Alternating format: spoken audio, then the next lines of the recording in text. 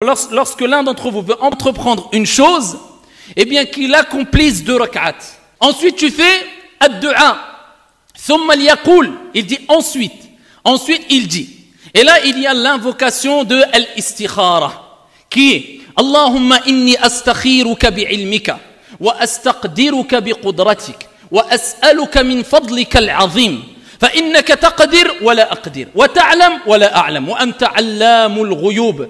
اللهم إن كنت تعلم أن هذا الأمر ثم يسمي حاجته خير لي في ديني ومعاشي وعاقبة أمري فاقدره لي ويسره لي ثم بارك لي فيه وإن كنت تعلم أن هذا الأمر شر لي في ديني ومعاشي وعاقبة أمري فاصرفه عني واصرفني عنه واقدر لي الخير حيث كان ثم ردني به وفي رواية أخرى أرضني به.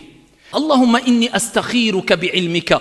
Ya Allah, je prends conseil auprès de ta science. Wa astaqdiruka biqudratik. Ma force ici auprès de toi. Wa astaqdiruka biqudratik. Wa as'aluka min fadlika al-'azim. Et je demande ta grâce, ta générosité immense, infinie. Allahumma inni as'aluka. اللهم إني أستخيرك بعلمك وأستقدرك بقدرتك وأسألك من فضلك العظيم فإنك تقدر ولا أقدر. Tu es capable, je ne suis pas capable. فإنك تقدر ولا أقدر وتعلم ولا أعلم. Tu sais, je ne sais pas. وأنت علام الغيوب. Et tu es le grand connaisseur, le parfait connaisseur des mondes inconnus. اللهم إن كنت تعلم أن هذا الأمر. Oh mon Seigneur, si tu sais que cette chose-là, et ensuite il mentionne la chose. Le fait que je veux voyager dans tel endroit. C'est un bien pour ma vie d'ici-bas, pour ma religion et ma vie d'ici-bas. Eh bien, destine-le-moi, facilite-le-moi et bénis-le-moi. Regardez, tu demandes à Allah tabaraka wa ta'ala de te le destiner si c'est un bien. Parce que quelquefois on fait des du'a. Quelquefois on est amené à faire des invocations. Ya Allah, je veux ça. Mais on oublie de dire Ya Allah, si c'est un bien pour moi, parce qu'on ne sait pas où il est le khayr. Allah Jalla wa ala ya'lam wa anta la ta'lam.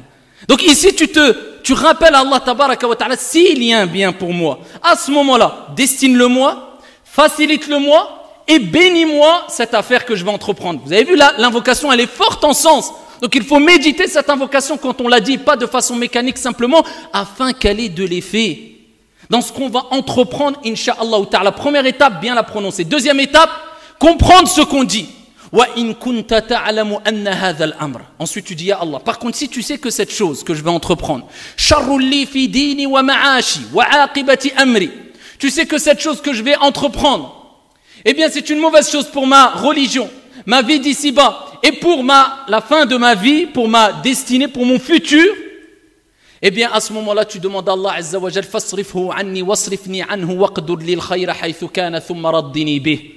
Tu dis, ya Allah, éloigne-moi cette chose de moi, cette affaire de moi, et éloigne-moi de cette affaire, et prédestine-moi ici quelque chose qui est bon, qui est meilleur pour moi. Et tu demandes à Allah tabaraka wa ta'ala qu'il fasse que tu sois satisfait, apaisé de ce qui va se passer. Que le sentiment qui va se dégager de toi après que tu vas entreprendre ce que tu voulais faire, eh bien c'est un sentiment d'apaisement.